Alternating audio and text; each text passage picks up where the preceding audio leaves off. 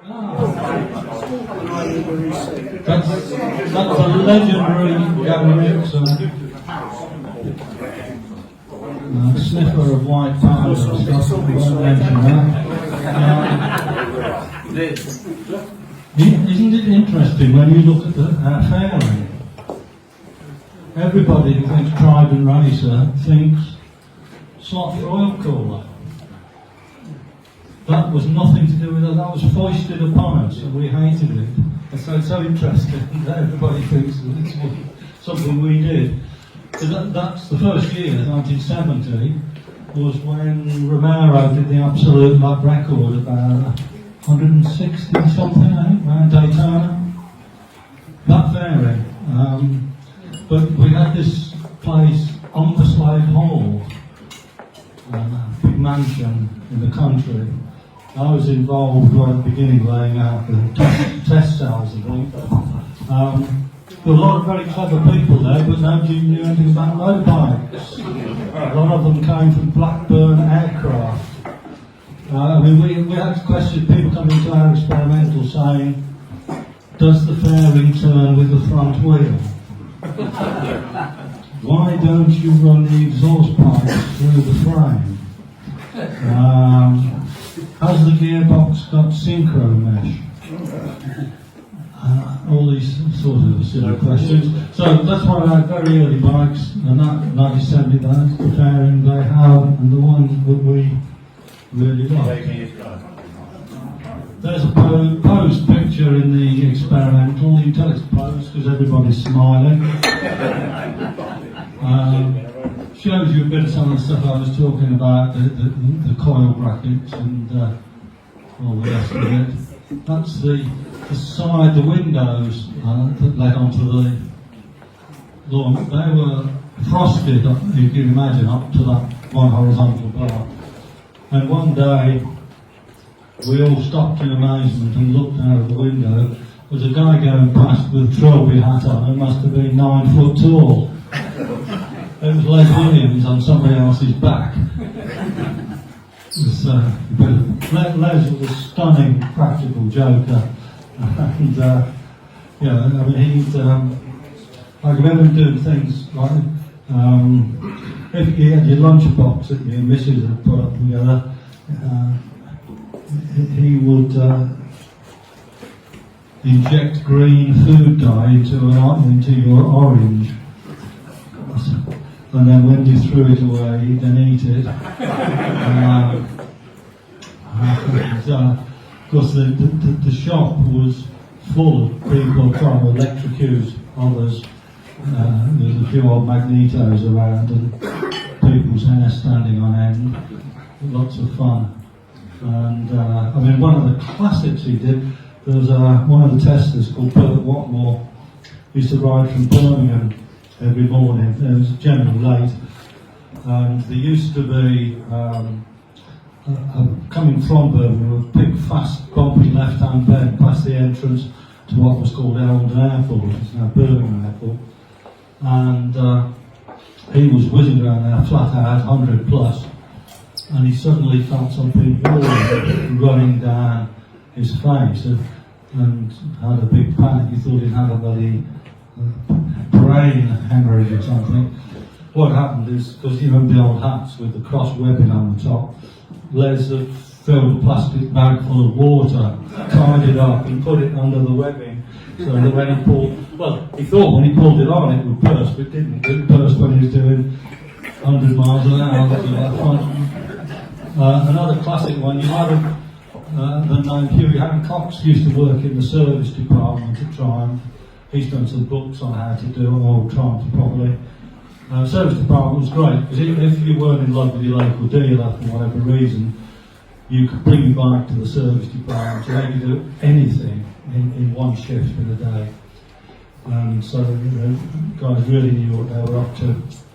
And every night, like a lot of the factory guys, Hugh used to ride a Tiger Cup, and the two entrances to the factory, he'd go out of the one, ride across the front of the factory, get up to top gear, about 40 miles an hour, and with both hands pull his goggles down. Well, his hat was black, so Les Williams aerosoled the inside of his lenses black, and we all stood in a line and watched the panic as he pulled them down and the world disappeared. Yes, I could talk a long time about that, but we've got to crack out. She went on the picture of the experimental, so wind up bike stands, something like engines only rebuilt in a vice, no fancy swivelling equipment or anything, just clamp the front engine. We have to do a bit of weighing there because something like what it is that there's just above the front nose of the fairing there's some slab scales and a box with the 4 holes in with the brass weights. Because obviously we used to weigh pistons and conrods to within a gram to make sure on a racing bike everything's tickety-boo. The doors are 2 of the 3 test cells. I'll show you a picture of those in a bit. I spent a lot of my time in test cells. That's the team for 1971. That's Bill, Arthur, Jack, Fred, me, Doug, and Les Williams. This year, just to give you an idea, Mike Howard crashed and broke a disc, and there was panic. Doug in America phoned Les and said, "We need another disc. It's Saturday night, and we've got to have it here in America on Monday." So Les had to go into the standard. We were using modified standard drive discs. None of these super whizzy things tested at 200 miles an hour. It was a car disc. Les had to talk his way past security and be directed to where he could pinch a brake disc from. We've got music. Then take it to the gap of the tool room. We've got somebody in to machine it, so it could be then packaged off and sent off to the States. Amazing stuff. Right. Yeah, we obviously did different wind tunnel testing. That's a model, just showing the sort of odd things that we used to play around with. People get very excited when you say squish engines. Just to give that's a works squish head and piston. Now, the idea is the flat part on the outside of the piston, when you're on the maximum revs you're going to use, just kisses its opposite in the combustion chamber. So you have to know how long your conrod's going to stretch. And then what was happening is, this is one of Jack Chown's jobs, using a depth gauge and height gauges, and then would hand scrape 8 points around, 4 on each side, so that you had a gap which from memory needed to be about 25 thou, because you needed it to kiss. That's then obviously squeeze all the air, the mixture into the middle to help that burn. So I mean that was a highly skilled job. I mean our guys were great, and we were all, I suppose I'm rambling on about things I'd done, but I mean we were a team, and had very few failures, anything. People just didn't do things wrong. It was skilled stuff. Now here's an interesting one. Now I've got this item with me. That's a titanium rocker arm. If you look at the bottom, you can see a crack. This is a classic example of Doug Heel. He had the idea, because obviously you've got static weight, rotary weight, and reciprocating. And reciprocating is the most important to try and save a bit on, if you want some revs, etc. And you can see that's been forged like the standard ones, but of course titanium has different expansion rates and cooling temperatures, all sorts of different. So it's a nightmare. I can remember a van going off in the snow with shovels and stuff to get these bloody things back, trying to get rid of Daytona. And eventually the progress chaser and acolyte all came in with this box of part machines, and it's a bucketed machine. It picks up as soon as you look at it. So they came, Doug looked at it, looked at the thing, did some mental calculation, jumped, clamped it in one of the vices with that arm upwards, climbed on the bench, so there it is in front of him, asked for a £1 hammer, and then working out how many foot-pounds this was going to have to put up with, hit it, and that's what happened. So at which point all these excited faces, all this work that had been done for 6 months, all collapses. Doug said, "Thank you, gentlemen," and walked off to another job, and that was it. He would never, ever divert from what he knew was the right path. I mean, it is quite stunning to say, but obviously he wouldn't use that. Very interesting. Oh, and I've got this with me as well. This is one of my better achievements. That's when we did the big engines, the triples racing, about 870cc. We decided that we ought to have stronger conrod of the same weight. So that's one of my babies. That's EN24, for those who remember those things. Heat treated to condition X. That was made by my father, who was a brilliant engineer. Didn't pass enough on to me, unfortunately. That's the same weight as an alloy rod. I mean, we'd only ever broken, we broke 2 rods on the triple racing, whereas with the 500, 650, 750 twins, we had new rods every race. Yes, quite proud of that. So, yes, I've got 2 small things if anybody wants to fondle them at a later time.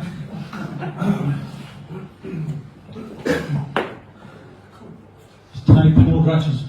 We started off with a billet weighing 16 pounds, and then the rod weighs 1 pound, which just goes to prove that the main product of British engineering is swarf. Right, does anybody recognise the gentleman on the right? You're all keen, not Triumph, don't think Triumph, but think a significant man in the history of motorcycling. That's a 350 Bandit cylinder head they're looking at. No? No, forget Triumph. That's Philip Vincent.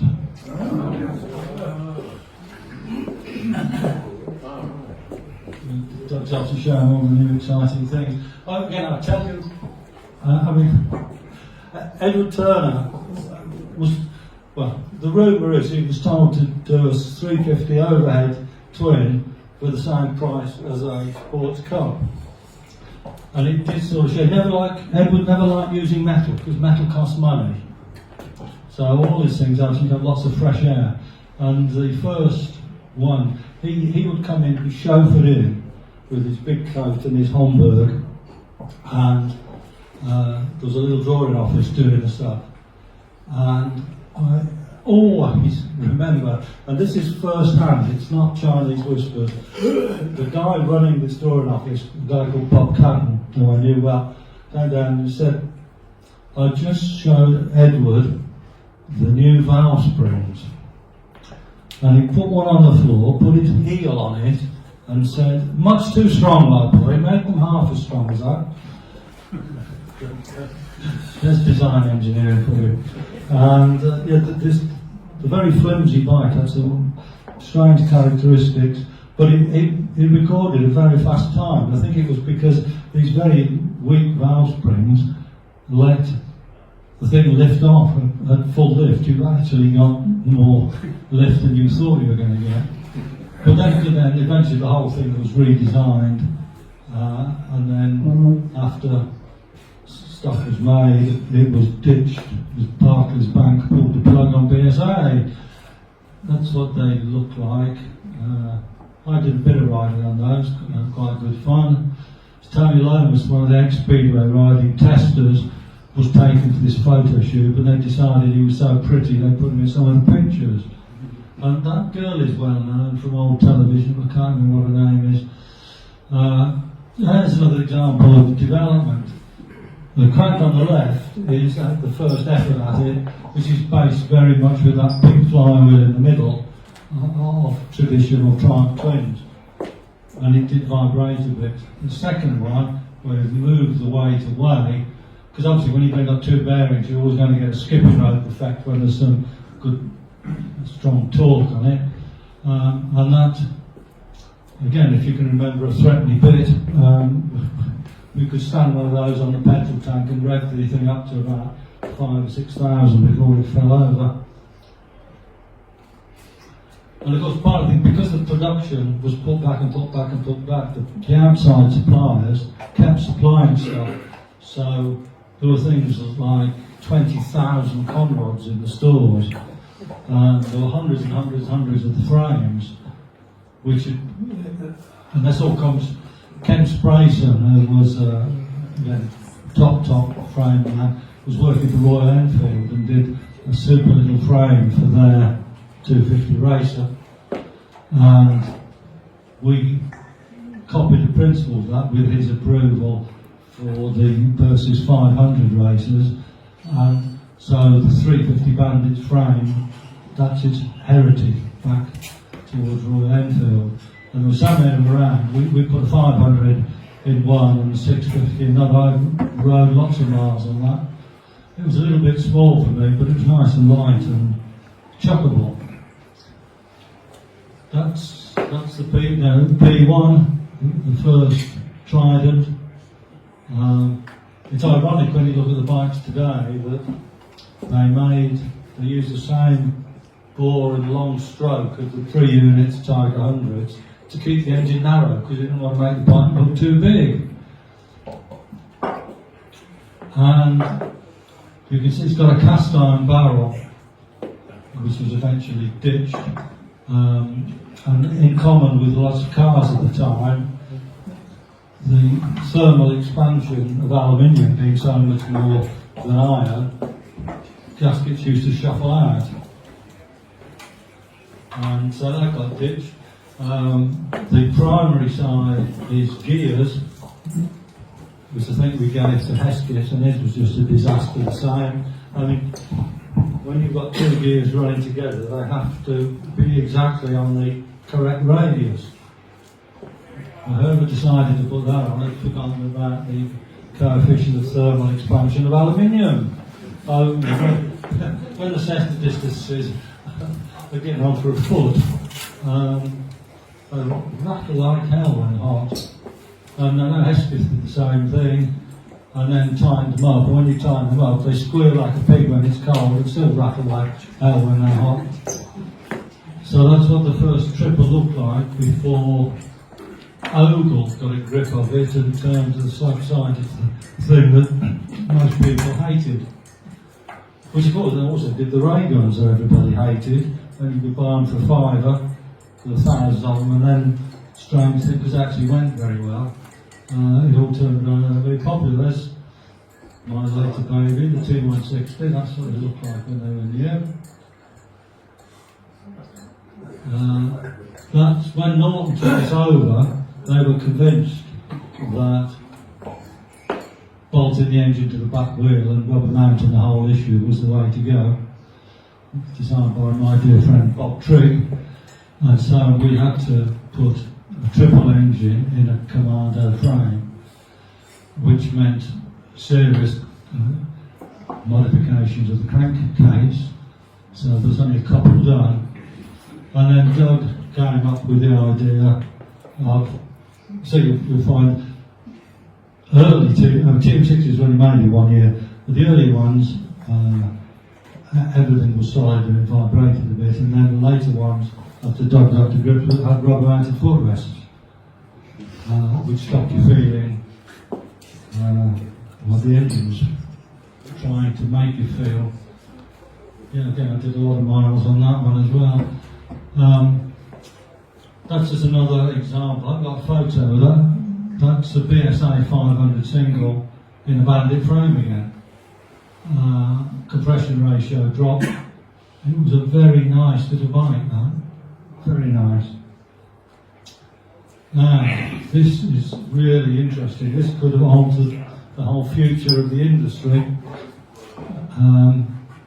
This is one of Doug's patented brainwaves having an extra cylinder. Yeah, you'll notice that's a set of Commando crankcases. That is only because it's owned by the German Norton dealer who got hold of it. But just think this was for a Bonneville. You have an extra cylinder out the front. You can see the crank's got the extra throw. Conrod piston got a big hole in it because you're not trying to move any air, you're trying to balance the thing. And that worked spectacularly well. When you think of the time when the cooperative was setting off, they were giving out all the stuff. The Bonneville is a real triumph. Bonneville, think Bonneville, which of course they did because the Trident engines were built at BSA, so they couldn't stop those. And eventually they went on to do at least two other disastrous engines, the Diana and the Cosworth thing, etc. But that was brilliant. That was ridden out by an employee at the gate without them knowing. And if they'd have had that, things could have been very different. Talking of Bob Trigg, there he is. The Commando man, and subsequently Yamaha. That's the Easy Rider thing. Gosh, I was involved. Oh yeah, we let Dennis Moore came and had a ride on it. His only comment was it made his balls tingle. I was part of a team from. Can I mention this from another club involved with through cylinders? Johnny Groves to Land's End, the Help for Heroes. Christ, that was down there. We were being learners, and we've got 1 horsepower. I picked this up at Ross and drove down to the north of Bristol. So the roads around Ross are very three-dimensional with hedges tied to the edge of the road.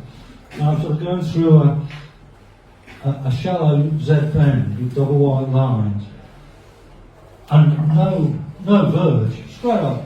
I'm thinking, if 2 lorries appear right now, I'm dead. There's nowhere to go. And there I was riding down into Gloucester, and dual carriageway, bloody go. The cars are going down the island at 50 miles an hour. I can't do more than 25, and I've got no winkers.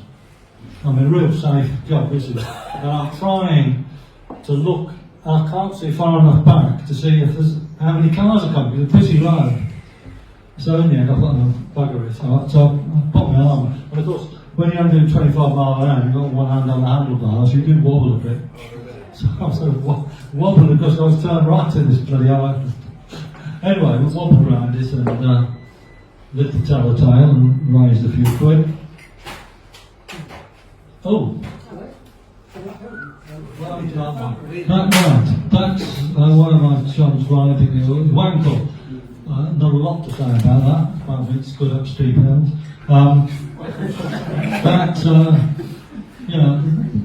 can remember Les Williams sending David Garside, who was the chief engineer, a birthday card, 18th birthday card, because his daughter was born when Wankle started, and 18 years later it still hadn't achieved anything.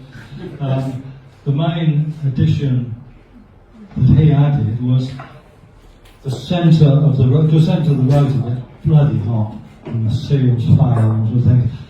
He took the air from the carburettor through the middle of the rotor to help cool it down. Well, of course, cooling that down means heating the air up.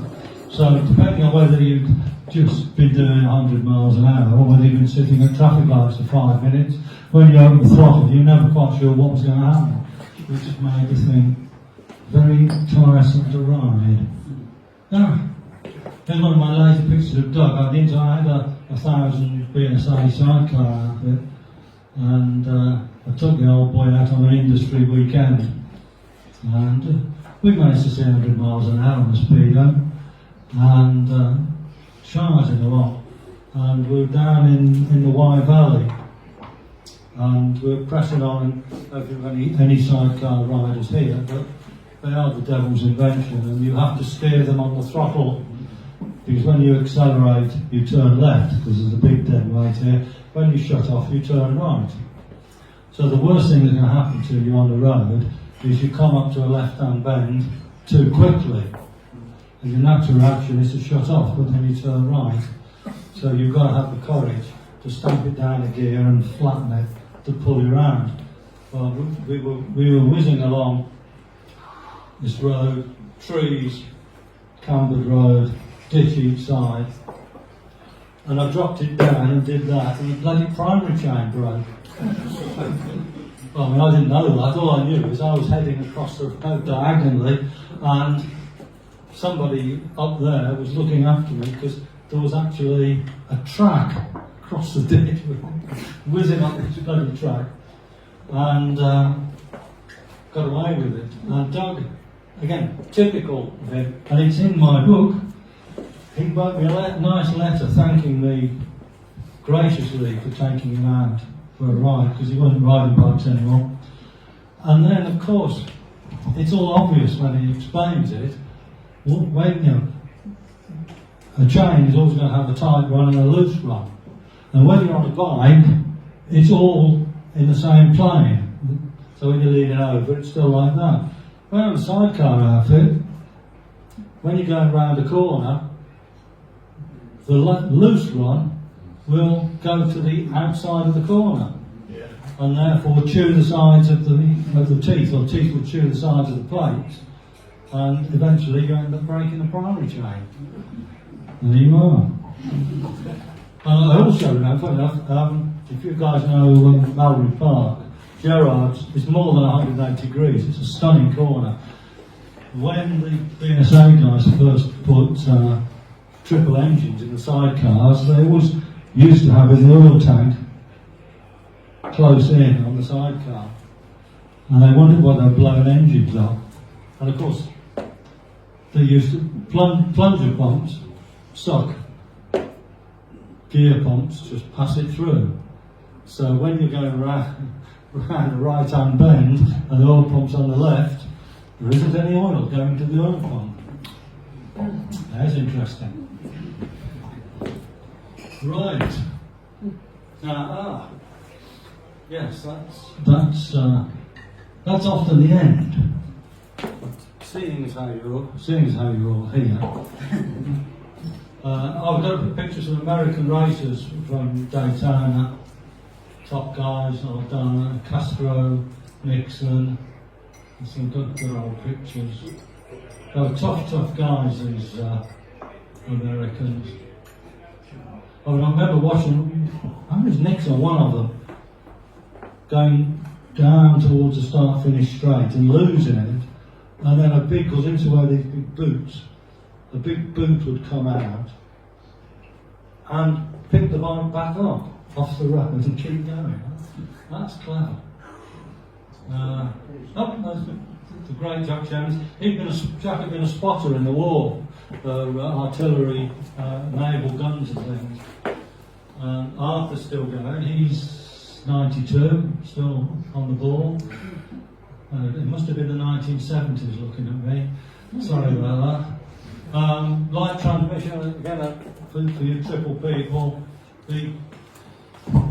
When the triple engine was designed, of course, tyres could only be so wide. There wasn't the technology, and so we had what we call a 3-inch chain line. So that was fixed. So because you've got a bank of 3 cylinders, unless you take a chain out of the middle, your primary chain is going to be further out, and you want to minimise that. And when you do that, you're minimising the width of the clutch to fit in, which always gave problems. So for racing, we came up with a whole different ball game. which had all magnesium castings, etc. Probably maybe not too exciting. There's the 350 Bandit, which I rode. I managed to see 90 miles an hour on one of those. I got all the bits out of an ex-employee's house. It was just stunning. His airing cupboard had 100 forklifts in it.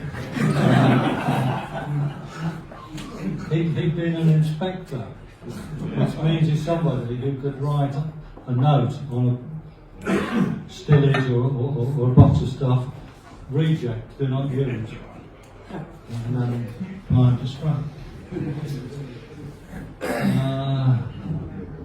Oh, that's one of my engines, head and barrel. The publicity PR, Arthur and Jack weaving away for me. There's another bike that we did that was quite a good rambler.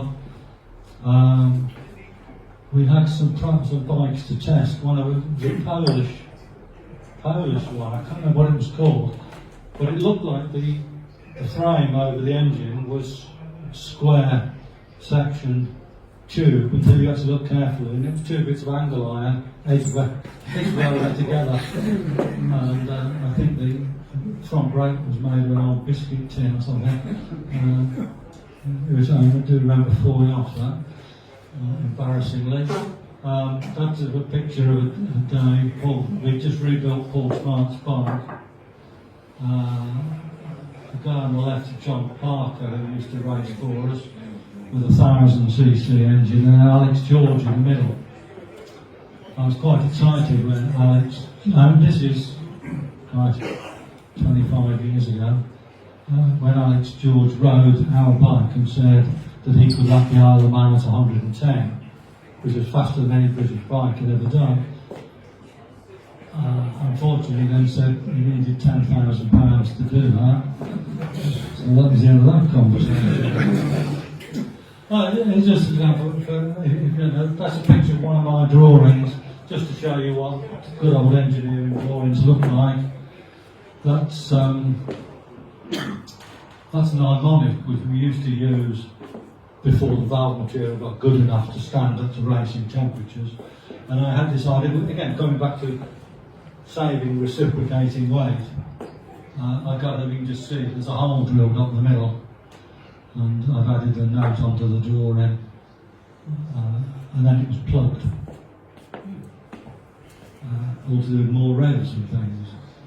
Right, there's a picture. That's a production test bed called the Trident at BSA, where they were made. So you've got there a tin shield, because there's a short chain there, and the shaft comes down towards the picture. So that's for tinkering with things on the production. I think number 5 and number ending 0 had more of a long test than the other ones. So if you've got a triple, look and see if the number ends in 0 or 5. I'll get some more pictures of the works. We've already sort of done that. Now here's something. You'll probably see it better if I go to that one. This is my ink recording the power. Nobody else has seen this for 50 years. The power output on the works races for 1971 Daytona. And you can see it's just 85 horsepower along there. So when you're doing a test, I saw a picture of this area. So you're in a room, let me say, where the carpet finishes, probably to about here somewhere, and you've got the engine, and there's a hole in the floor, and underneath there's a sort of a 6-foot fan with a bloody great big electric motor, and it can blow to 100 miles an hour. And then the side of the exhaust or silencers go into a similar tunnel and there's another flag taking it out, and the stuff goes out and annoys the neighbours. I think one of the scariest things I ever did, we were working with whereas the triples and the 650s, if you put the compression ratio up, put some decent cams in, and a head job, you were 90% of the way racing bike. Because the 500 is set off as a 350 soft road bike, the longer we went on with them, the more non-standard they had to get. And we tried to do, as we got more excited about it, getting above 50 horsepower, we did some cams that you could use at high revs. So you can just imagine, here I am, like this. There's the engine, here's a 100 mile an hour blast. And the thing's doing the thing, I mean, they have a history of exploding, and it's doing the thick end of 10,000, and I'm trying to fiddle with the Grand Prix cars in this 100 mile an hour blast. I mean, there's no, I know we mumble about health and safety sometimes, but we're all in this little room, there's the engine, and you're next to it. I mean, Jack Shemmons would keep his hand where he knew if something was going to go, he'd feel the vibration go up and he'd switch off straight away. But sometimes you did get red hot bits of metal wanging around your ears. You wouldn't do that today. So, then, right, this is when I got going. That's our Harrier, which we've done with Harris Performance. It's a cracking good bike. That was the launch, that was 1987, and I got the RAF to bring a quarter scale Harrier, and you can just about see there's a pilot dummy just behind the aeroplane's nose with a black hat on, which must have cost him an arm and a leg. I think I donated 25 quid. And we got sod all publicity because we're just little people. So I shouldn't look at your phone now, Joe. Because the next year, I paid this young lady 50 quid, and I mean, that's out of a newspaper. Even I can't show you some of them. Let's just say we had more photographers than the Honda stand. She was walking around wearing a pair of shoes. Nothing else. That parallel twin, is it? Parallel twin. Yeah, absolutely. So yes, she was just wearing shoes, lovely girl. And good fun. That was the day, of course, days when she was a stripper. But of course, phones on cameras, I think just about part of the stripping industry. Everybody's scared to be, the mayor pictured with a stripper. There's another bike I did. We called that the Trident Missile. I used to get accosted by young ladies wearing bibs and braces telling me how outrageous it was the Trident Missile should be banned. Green and common, what sort of colour. But think of that. And that's me just showing the way what was popular then. There's a nice picture, although a bit of my bike missing. The red one is, of course, one of Les Williams' legends, which was, we were sort of in competition, but in a most friendly way. I mean, I remember once I'd been over to Bits and Bits of his place and had to use a loo, as you do. He sent me an invoice for the bits, and on the bottom it's 50p for having a wee with that on it.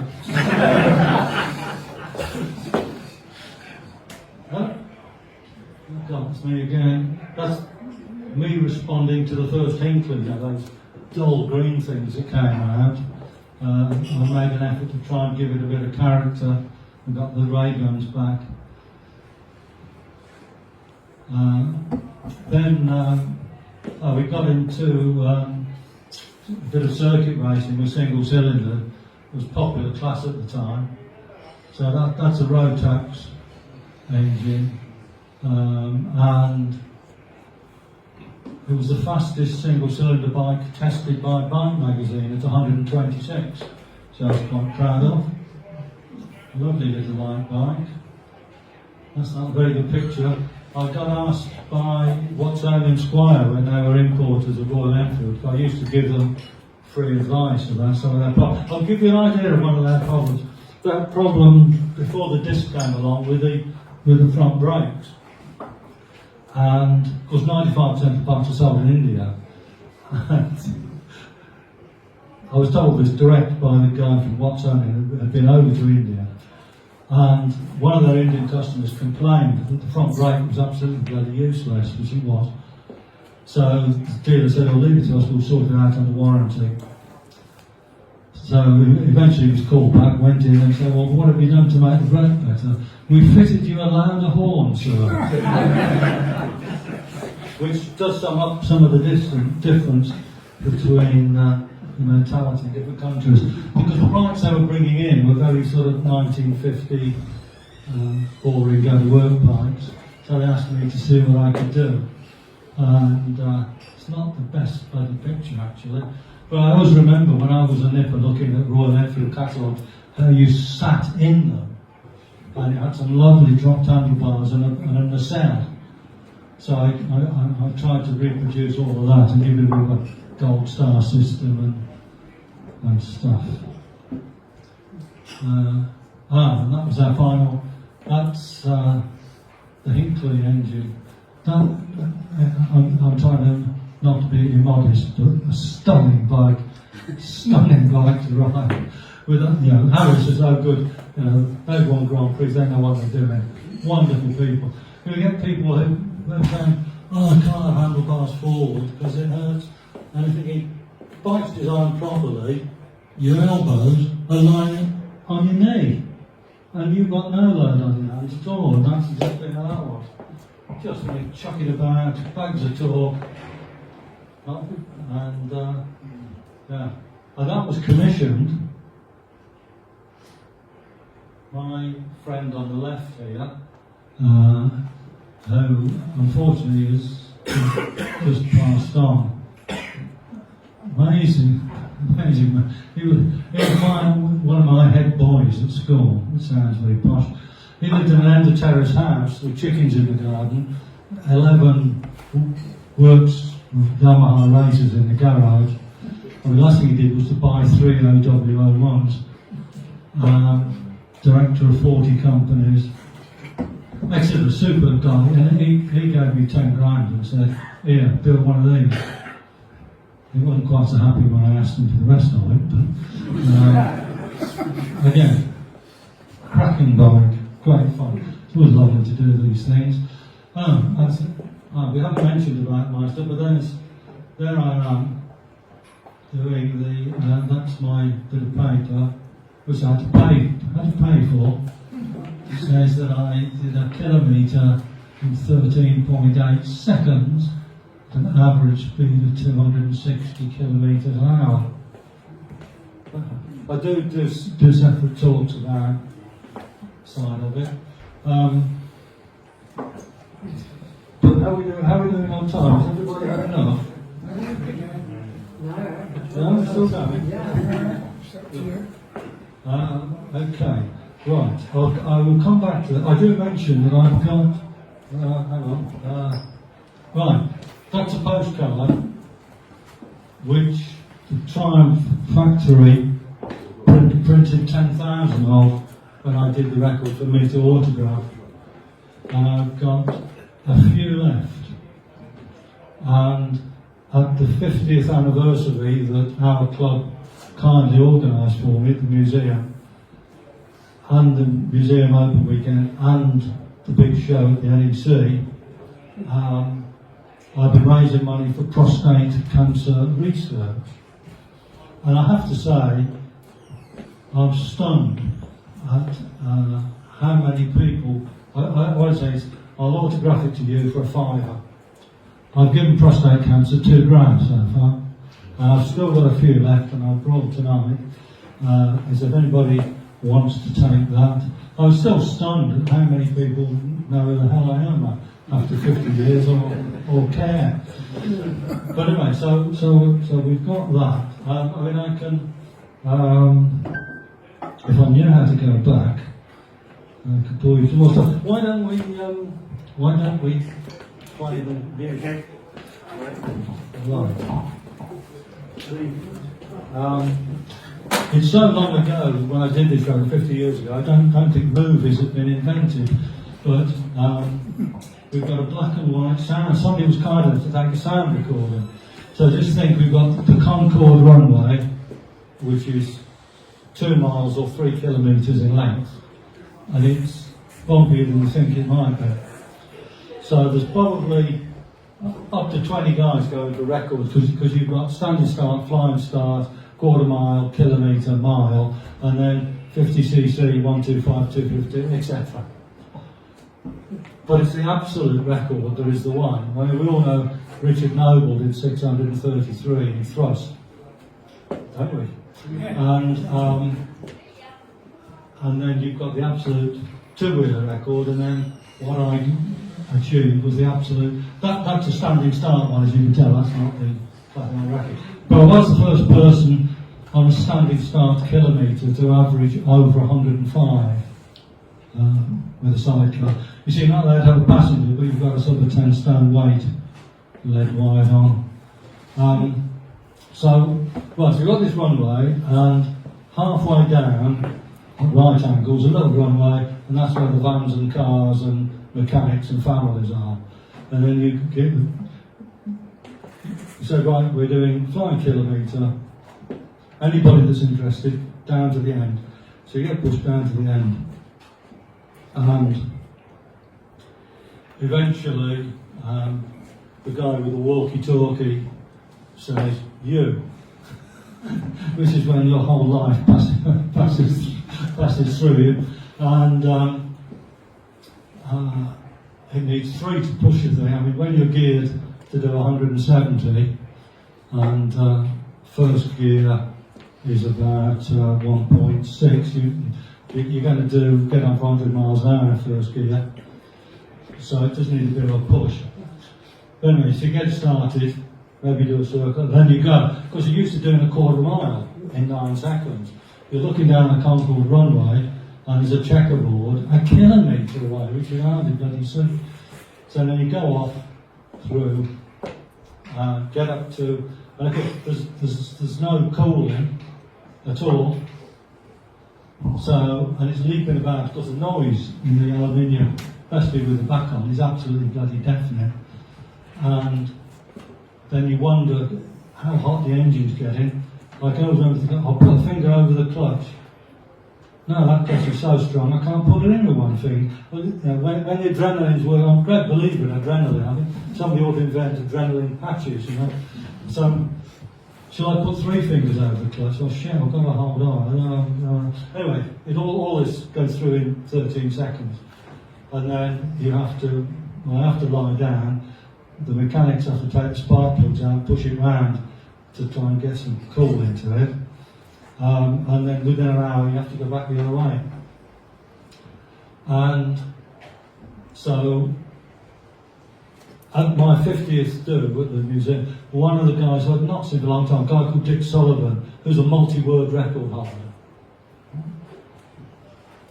He said to me, he said, you won't know this, Norman, but because it was the absolute record, all the other riders and mechanics stopped what they were doing to watch you, because they knew they were seeing history created. Yeah. And now, somebody in the middle there had a microphone. So I've got, say the kilometre takes 13 seconds, so this is a short recording. You can actually hear me going up through the gears and going past. And just think, because the faster you go, the closer your gears have to get, because the resistance are going up at the cube, at this sort of cube. So when you hear it go from 4th into 5th, it sounds like it's a wide ratio gearbox, and it isn't.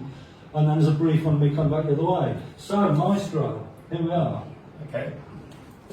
NSA records meet in 1972, Fairford, myself on the flying kilometre sidecar record. There's a mile away.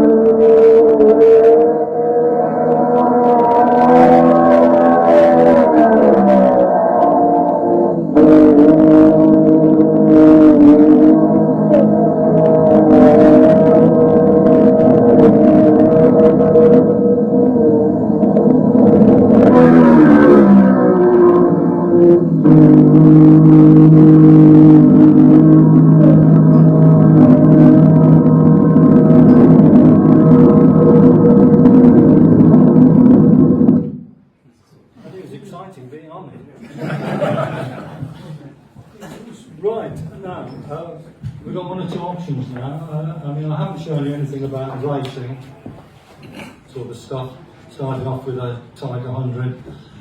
The time's cracking on, so we could maybe, I've got to say, some of these postcards and just a small number of books if anybody wants to chip in.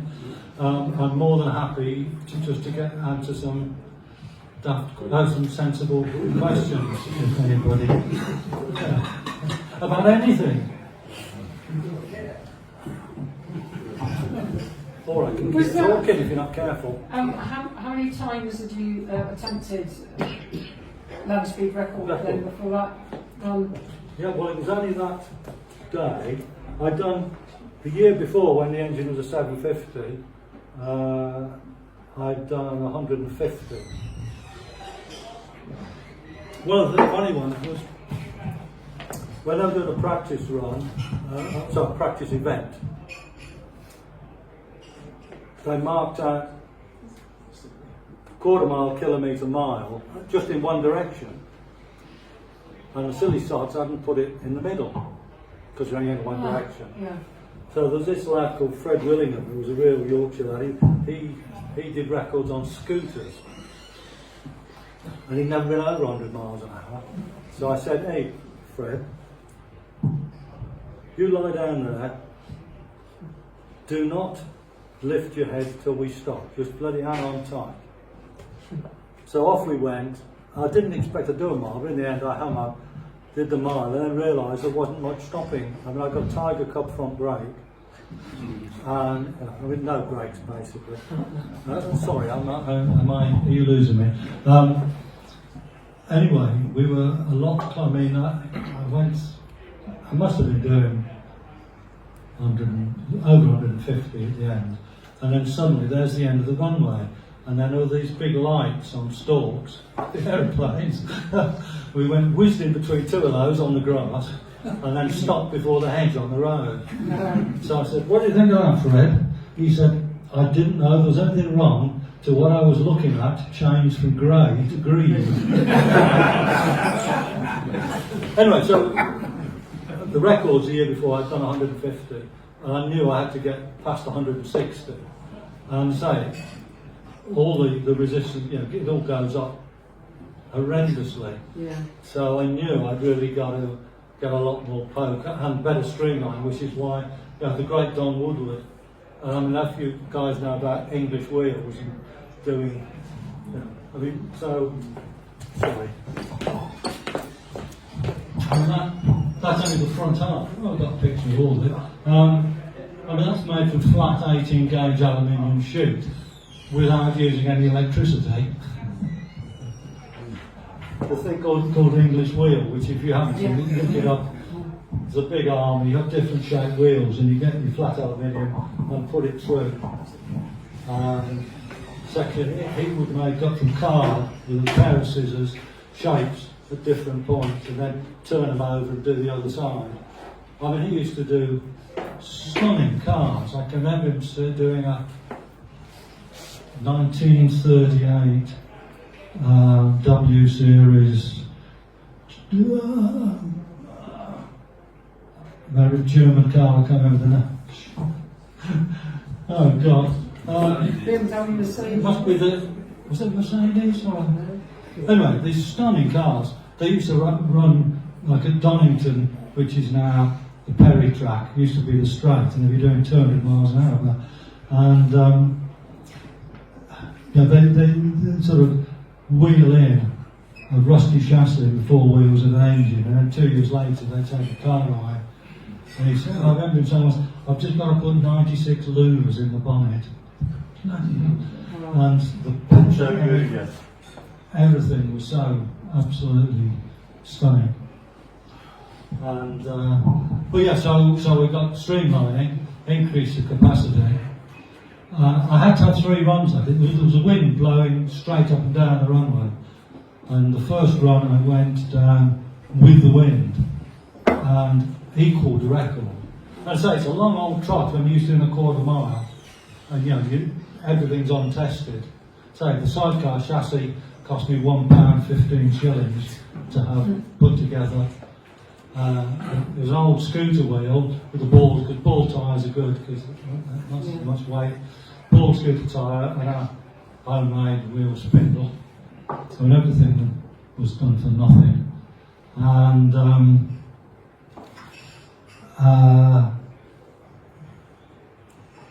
so the bike was basically the same piece, but increasing the capacity to 830, speeding the speed. Yeah, I said that the first run was with the wind, and I was just about equal. You have to beat the record by 1% or something like that. I equalled it, so I knew going back in the wind, I absolutely got to nail it, which I think is the run you heard there, where, and of course this was all untested, and as I was entering the time, so over 150, the bloody front wheel was coming up.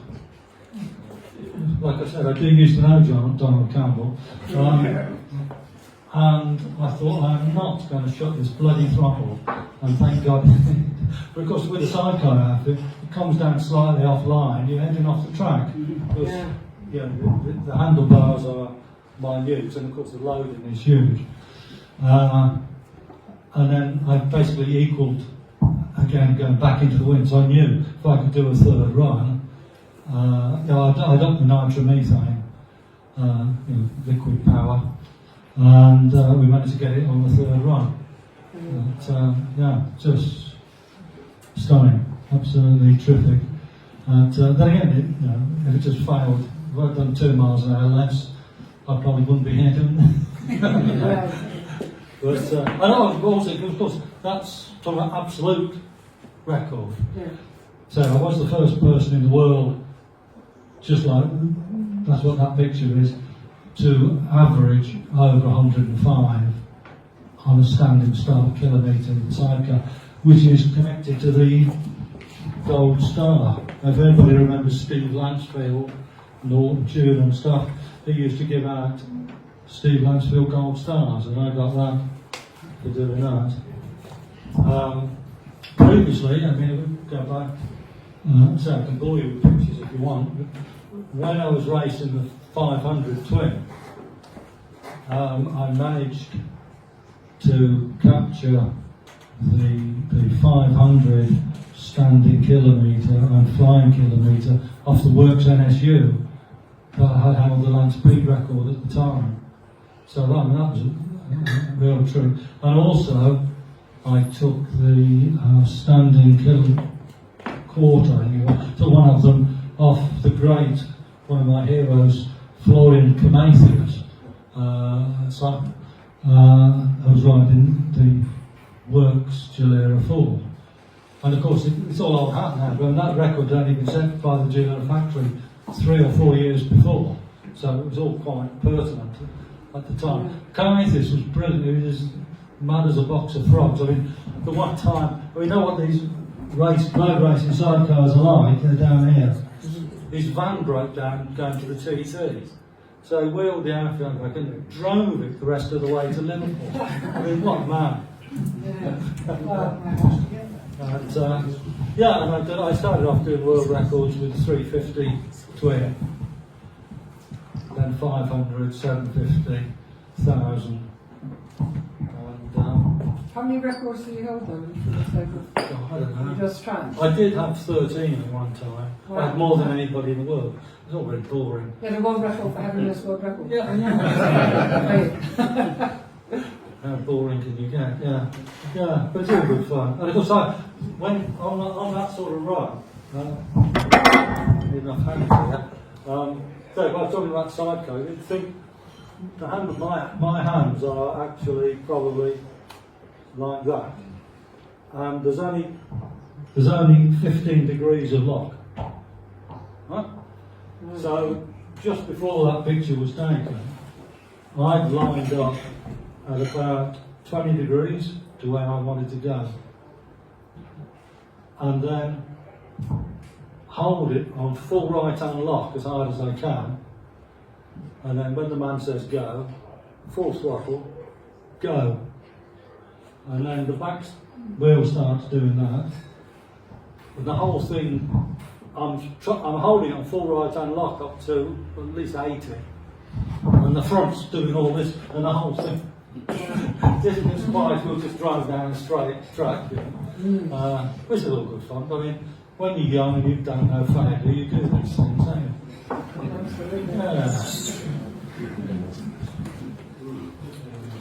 That's a really different thing. That if you see thrust SSC when they broke the sound barrier, and there's this bizarre step sideways in every run, and that was because they, in order to get all the steering and everything, they'd have to offset the wheels, and hadn't accounted for what was going to happen at Mach 1 with the two wheels creating completely different profiles into the air, and that was where he got this woof. They went about 60 feet sideways, and they carried on. I do remember mentioning to Richard at a show that his car makes 3 tracks, and so he's actually he's attempting the cycle car land speed record, which I don't think he's very impressed with.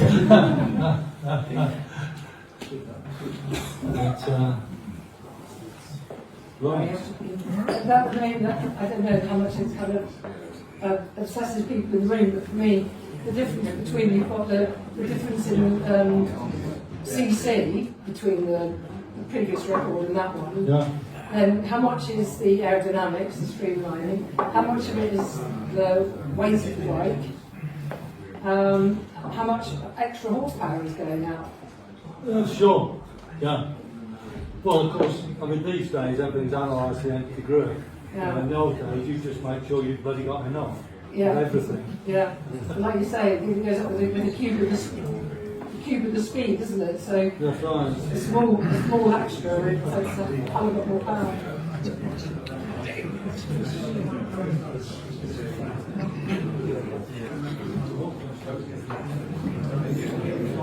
Anyone else got any more questions to ask them? No? Yeah, I've got a question. Yes, sir. Go on. On a Triumph Terrier, it was fitted with a roll of big end bearing. But the Triumph Tiger Cup was fitted with a plain big end bearing. Was that a bit of another bit of Edward Turner paint tension, or was there a reason for it? Yeah. Well, roller bearings was a lot pricier, and I'm sure you know that plain bearings are used in a lot. The BSA, the 500 Triumph all have plain bearing, and of course it gives you a different way of getting the oil into the crankshaft. So generally the roller bearings should last a long time. I didn't, to be honest. I don't know whether I knew that, but terriers are a bit before my time. But cubs, I used to help run in the works trials cubs with 52 rear sprockets, and they do about 30 miles an hour.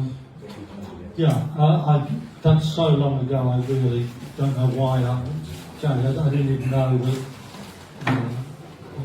that they had roller bearing. Yeah, so it fitted a roller later on, didn't it? Yes, things change that way later on, yeah. But plain bearings, I mean, all the big end bearings, on twins and triples are all plain. Let me just see if I can.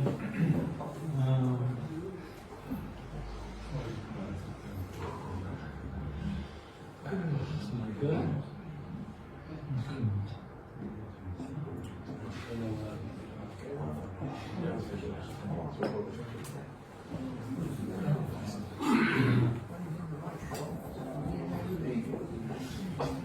That's me doing my first sprint in 1964. 1961 Tiger 100. Then we've gone to Tiger Cub. And then 350. Let's sort of goes on there with my dear wife. Okay, suit himself.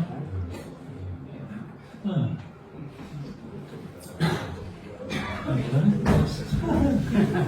Help? That's it, and full play.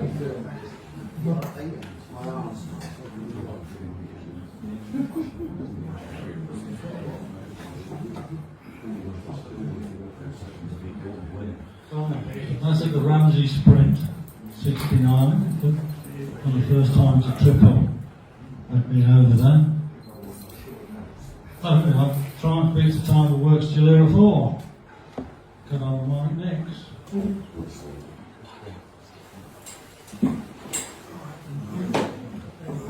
Yes, yeah, sure. So it just sort of goes on. There's the triple. That was the first time it was out racing in Holland. Reclaimed polder land, which had actually turned into a sine wave, which went till you took off on the up, and then hit the next stop as you were coming down. Right, lots of stuff.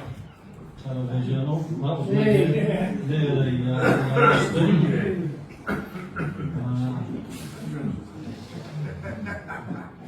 lots of. So I've got a good guy, Ray Pickrell, 10 days after winning the TT, helping me out and got a passenger.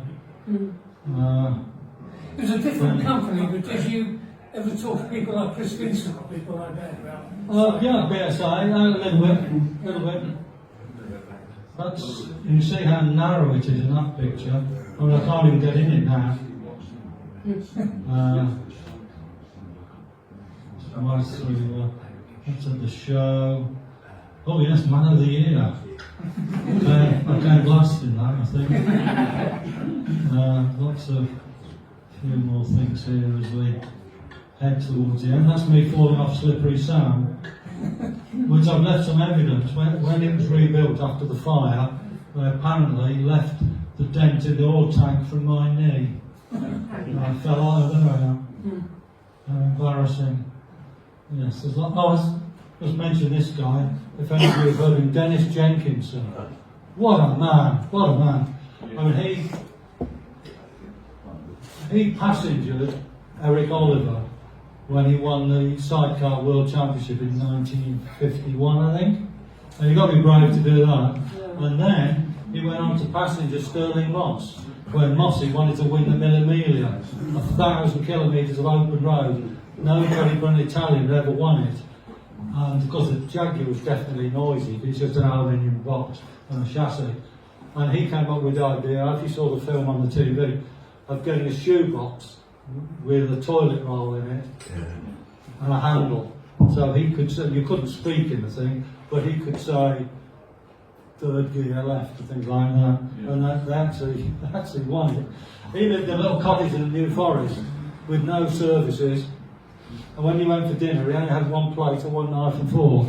So you had to eat. I mean, what a tremendous writer about racing. Tremendous writer. Sorry if I'm okay. Some of these things here it doesn't like. But I just wanted to show you, just briefly, if I can find it.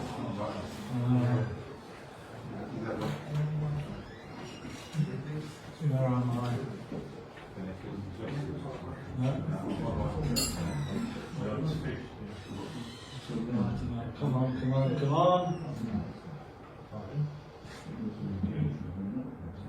I've lost the thread somewhere. Never mind. Right, there's a top right's a picture of me with two Works Triumph engines. Underneath it there's me on a top trump car. In the middle of the remains of the bike after the big fire at NEC.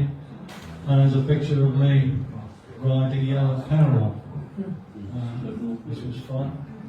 Right, okay, it's time we wound up before you all go to sleep.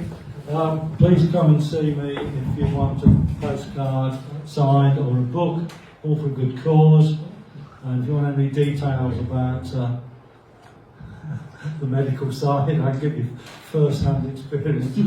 It's dead easy. It doesn't hurt. It's not too good for the sex life. Right.